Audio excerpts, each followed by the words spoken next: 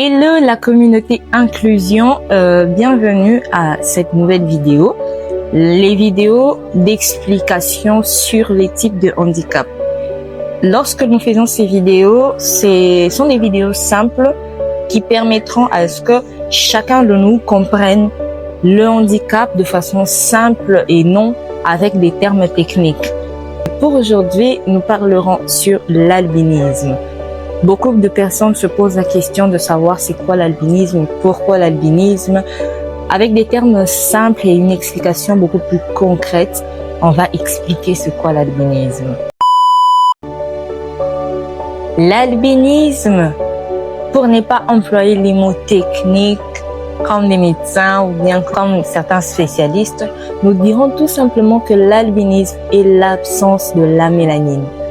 L'absence de la mélanine qui fait à ce que nous remarquions une distinction avec ces personnes au niveau de la couleur de la peau, mais également la couleur des cheveux. Et cette absence de la mélanine fait à ce qu'ils soient sensibles aux rayons solaires.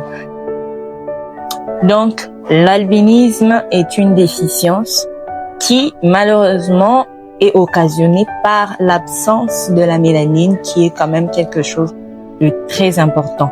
La mélanine, c'est quoi? La mélanine est tout simplement ce pigment qui donne de la couleur à notre peau et à nos cheveux. Pourquoi l'albinisme est-il considéré comme un handicap? Tout simplement parce que c'est une déficience.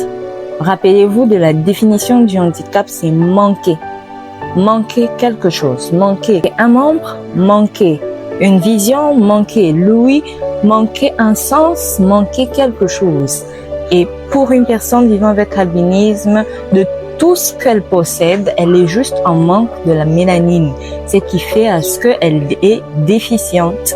Et oui, l'albinisme est un handicap. Et c'est un handicap en même temps sensoriel.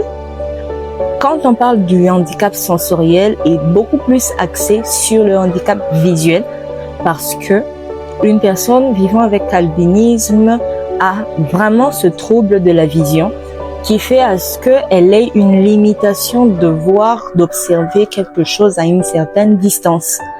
Et le deuxième handicap qui s'accroche à cette catégorie de personnes, c'est aussi le handicap qui est accroché à plusieurs catégories de personnes d'ailleurs, c'est le handicap psychosocial ou le handicap environnemental qui est malheureusement occasionné par la discrimination, la stigmatisation, le rejet.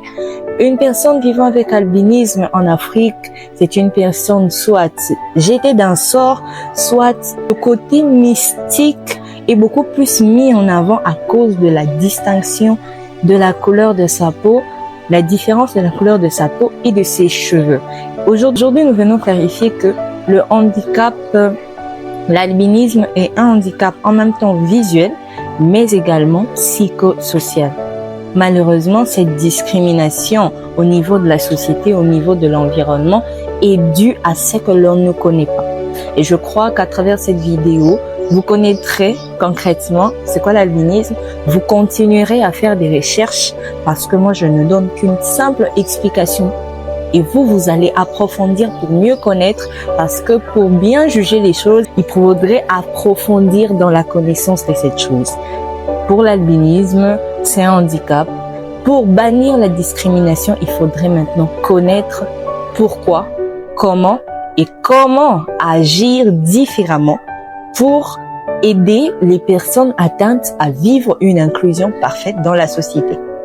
Donc, ce qu'il faut savoir, ce qu'il faut retenir à la fin de cette vidéo, c'est que ce n'est pas la différence en soi qui est un handicap, mais plutôt le regard des gens sur nous qui fait de nous des personnes handicapées, alors que en soi, nous ne le sommes pas.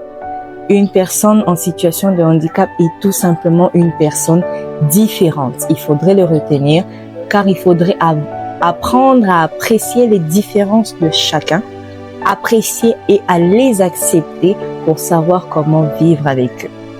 Dorénavant, lorsque vous rencontrez une personne vivant avec albinisme, n'oubliez pas de sourire, considérez, aimez-le et ne voyez pas cette différence.